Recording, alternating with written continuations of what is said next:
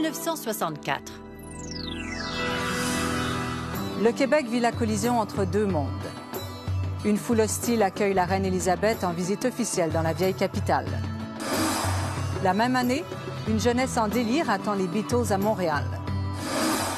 Pendant ce temps-là, une autre collision majeure se prépare, celle entre les hommes et les femmes.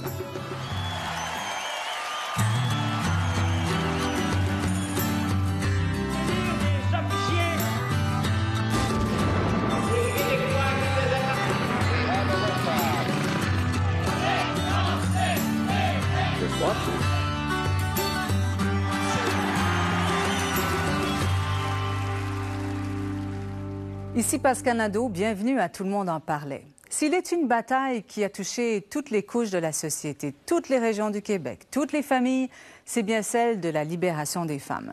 Considérées comme des citoyennes de second ordre au début des années 60, elles vont mener, en 10 ans à peine, une révolution qui sera tout sauf tranquille.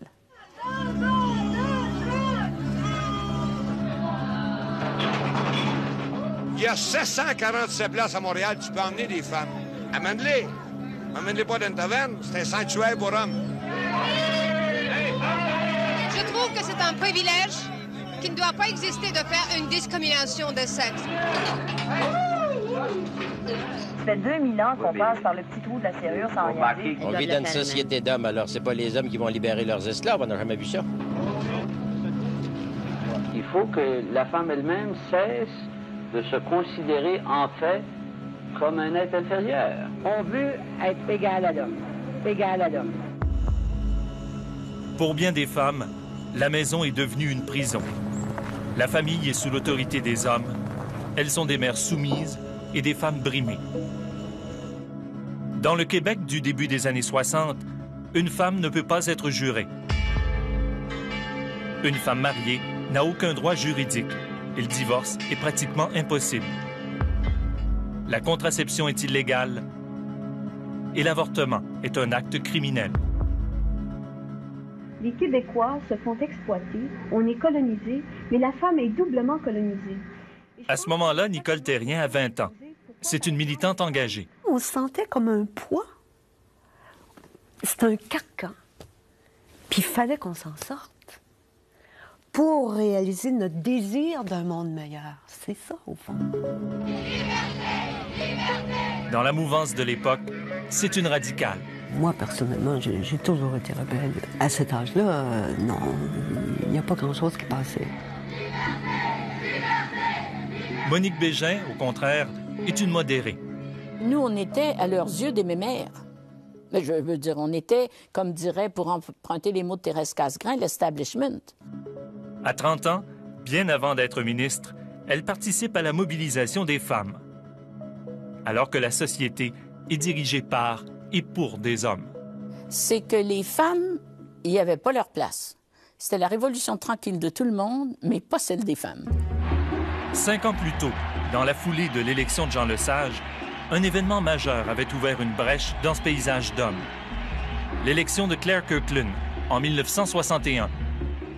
Première femme à entrer à l'Assemblée nationale, elle se confronte de plein fouet aux lois du temps.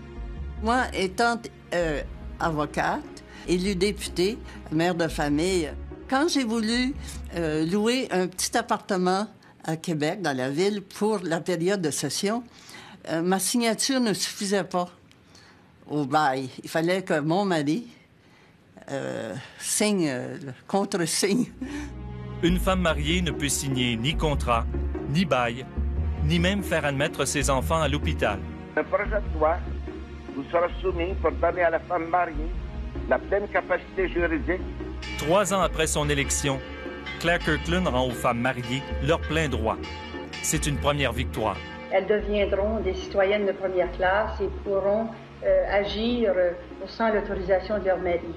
Je crois que ça a aidé. Parce que les femmes sont, en plus du fait qu'elles se sont intéressées aux études beaucoup plus. Et plus elles ont continué à étudier, plus elles se sont intéressées à la chose publique. La chose publique, les femmes la prennent d'assaut. Elles étaient sans voix, elles vont s'en donner une. Monique Bégin devient une des leaders de la nouvelle Fédération des femmes du Québec en 1966. Il y a beaucoup d'animations en ce moment dans le hall de l'Hôtel Mont-Royal à Montréal. Se déroule en ce moment le congrès de la Fédération des femmes du Québec. Ce qui était nouveau, qui s'était jamais fait, c'était que des syndicalistes parlent à des fermières, parlent avec des professeurs, parlent avec, etc. Ça, c'était jamais arrivé. S'il n'y avait pas de pression, on se rendormirait. Désormais, la question des femmes serait incontournable. Est-ce que vous allez consulter la Fédération si elle existe? C'est drôle, j'ai l'impression qu'on n'aura même pas besoin de la consulter. Elle va nous donner son avis quand même. C'est bon. Alors, René Lévesque a bien raison. Il a bien raison. On marchait en avant. On marchait vers quelque chose.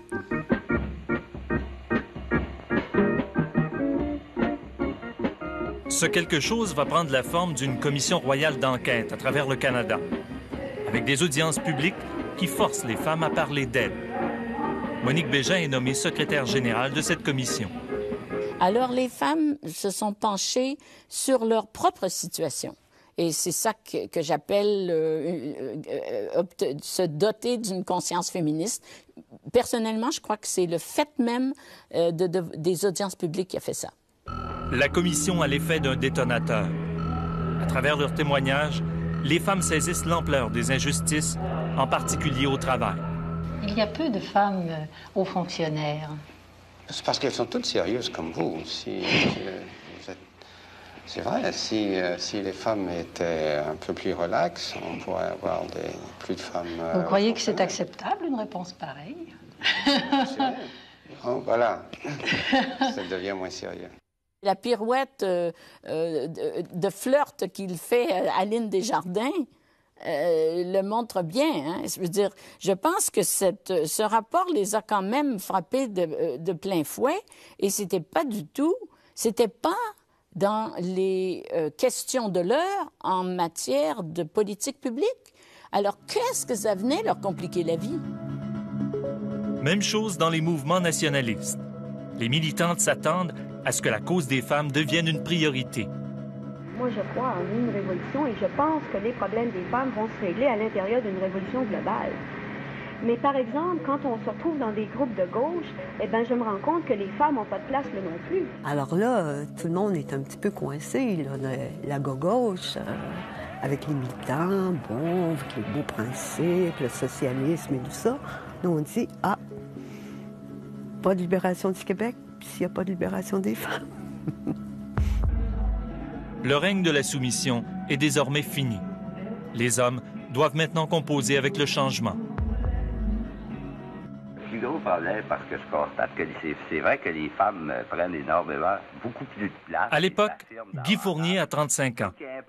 Il est un des rares hommes à accepter de débattre publiquement de la question, même si le sujet tourne parfois à la dérision. Mais moi, je voudrais que ce rôle-là aussi soit renversé. J'aimerais m'asseoir tranquillement et qu'on me fasse la cour. Vous prenez pour des femmes? Non, sérieusement, vous ne pouvez pas penser que ça peut arriver, ce genre de choses.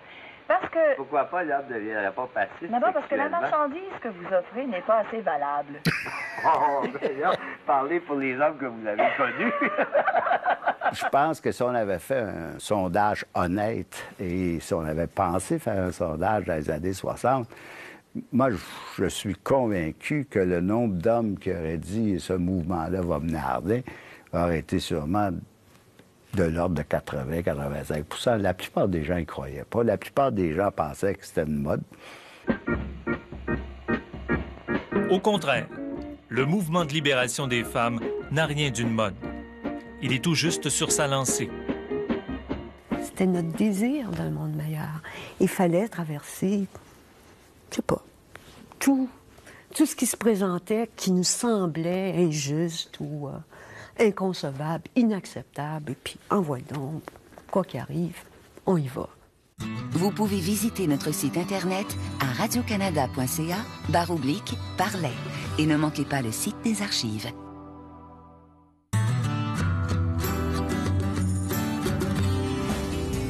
À la fin des années 60, le paysage féminin change.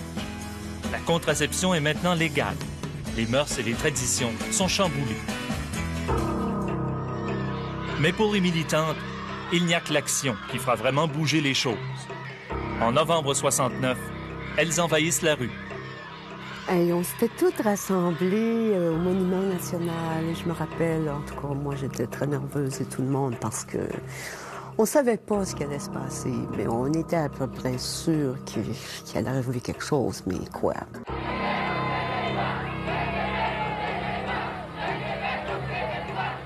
Les manifestations à l'époque étaient si nombreuses que l'administration Saulnier-Drapeau avait pris les grands moyens.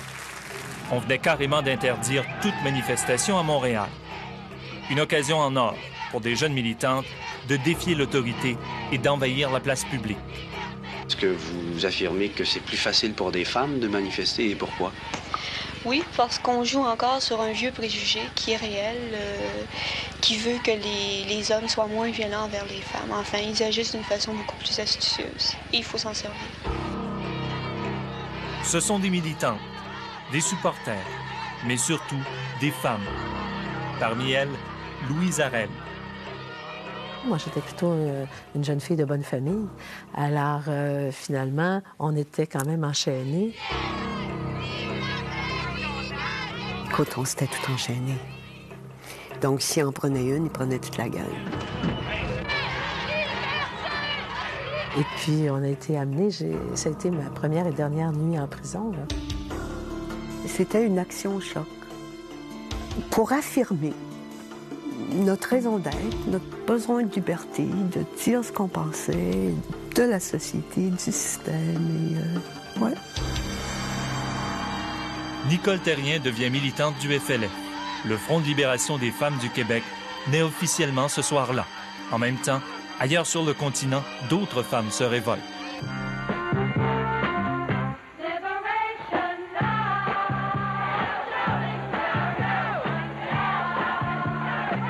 En 1970, à New York, les Américaines aussi descendent dans la rue. Les manifestations se multiplient.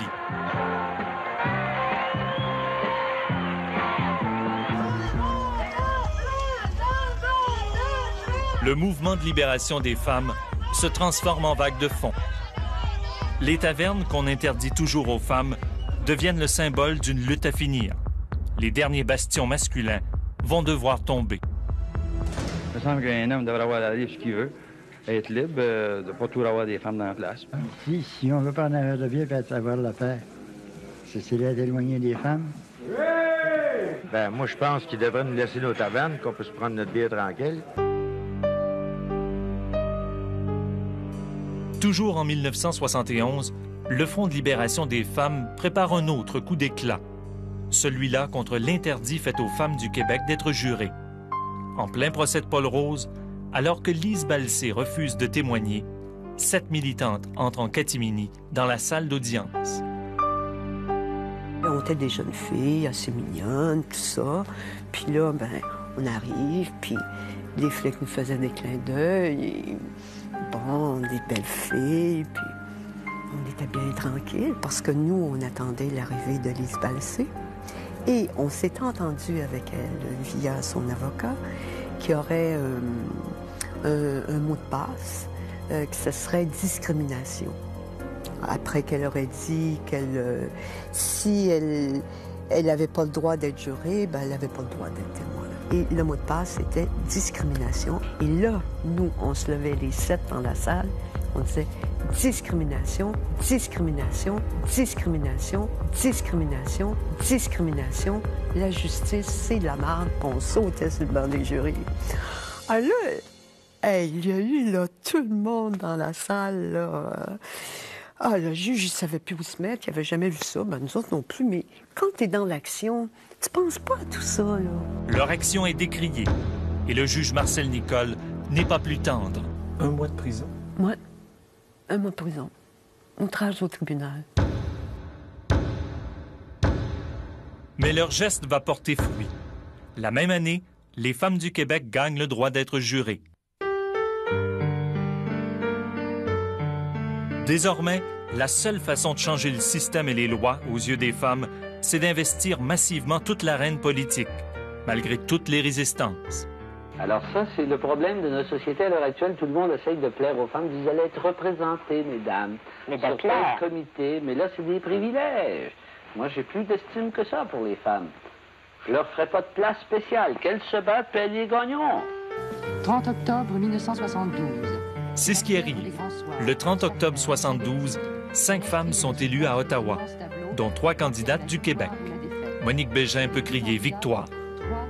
Alors, encore une fois, tout le monde, merci beaucoup. Vive le Canada!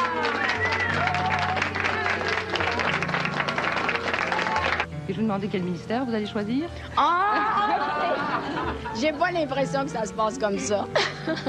Je vais apprendre mon métier de député, c'est énorme pour commencer. Qu'est-ce que vous gagnez personnellement cette journée-là? Là, je vais être très grossière. Un kick du beau maudit. C'est une excitation qui n'a pas rapport avec être femme, homme ou qui que ce soit. C'est exactement comme une victoire aux Olympiques. Qu'est-ce que les femmes avaient gagné à travers vous, à travers votre élection? Une féministe à qui il ne fallait pas expliquer l'ABCD de leur lutte.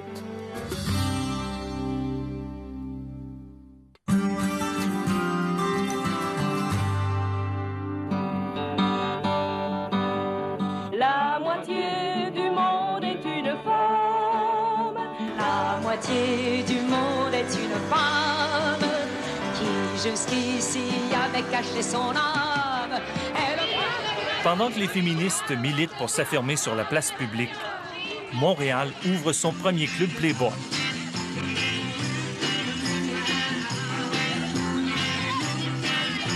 La guerre aux stéréotypes s'annonce. D'un côté, on célèbre la femme objet et de l'autre, on brûle les soutiens-gorge. Ding, ding.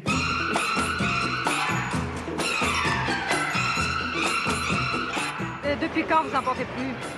Plus qu'une année. Ah bon, et vous êtes bien, là? Vous sentez bien? Oui, beaucoup mieux. Ça vous fait plaisir? Oui. Est-ce que vous trouvez que c'est joli de ne pas porter de soutien-gorge? Oui, ils sont grandis comme ça, pourquoi pas? Ah bon, alors ça vous dérange pas? Non. Ça vous fait rien? Pourquoi est-ce qu'ils sont comme ça? C'est à la mode, c'est pas naturel. Ça me rappelle que quand je me suis présentée et que j'ai été élue en 72, il y a des libéraux locaux qui sont allés se plaindre au parti, au central, que je ne portais pas de soutien-gorge et j'ai dû comparaître en pleine élection alors que j'étais occupée, comparaître, amener des vêtements et montrer que, oui, je portais des soutiens-gorge. Such were the times. C'était comme ça. Puis je me suis juré qu'un jour, j'entrerais en jeans en Chambre des communes, ce que j'ai fait.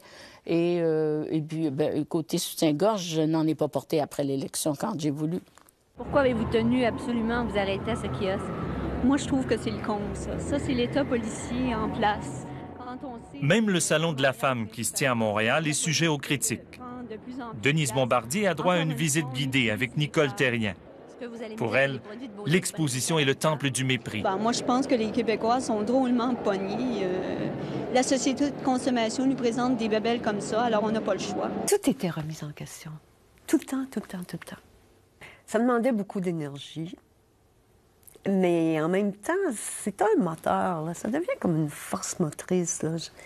Pour moi, la réalité sociale, c'est pas nécessairement le milieu familial, c'est pas un homme, c'est pas des enfants, c'est beaucoup plus que ça.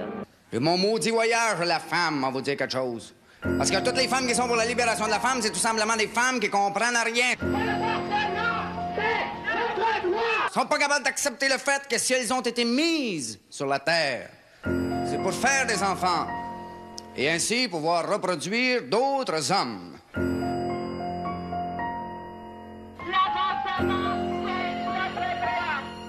Justement, la bataille des batailles, cela deviendra pour une partie des femmes l'avortement. Elle va mobiliser toute l'énergie des militantes. Ça deviendra la cause des femmes. Le sujet de notre action est très simple. Il s'agit de décider si les femmes du Canada vont avoir le droit de disposer d'eux-mêmes, de disposer de leur corps. À la fin des années 60, l'avortement est toujours un crime, sauf en de rares exceptions. Le docteur Henry Morgan Taylor devient un allié pour les femmes qui revendiquent le droit à l'avortement. Il faut absolument assurer que les femmes aient la dignité et l'émancipation de décider de leur sort, de leur corps, de leur procréation. Merci beaucoup. Bravo! Au fond, là, les choses les plus importantes, je pense, c'était la question de l'avortement, la question des garderies, travail égal, salaire égal. Et c'est pas encore réglé, sauf que ça a ouvert la porte.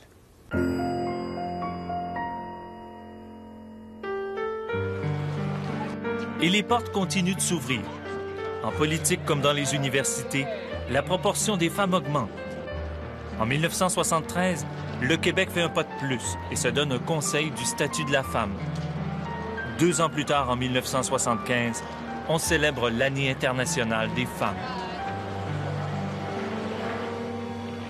10 ans seulement s'étaient écoulés. Mais la femme de 1975 était radicalement différente de la femme du milieu des années 60. En 1919, monsieur, les femmes, ça votait pas.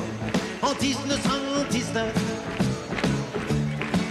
on n'avait pas les femmes qu'on a. Aujourd'hui, c'est fini. Où c'est qu'il est l'imbécile qui voulait s'émanciper?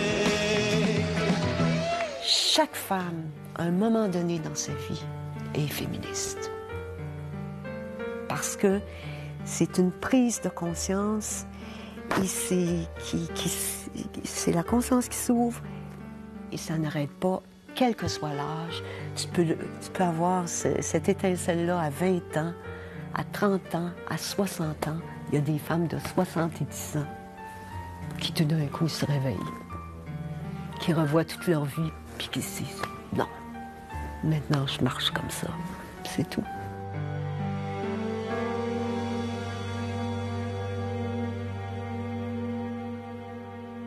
La lutte des femmes a pris son envol et elle va bien sûr se poursuivre après 1975.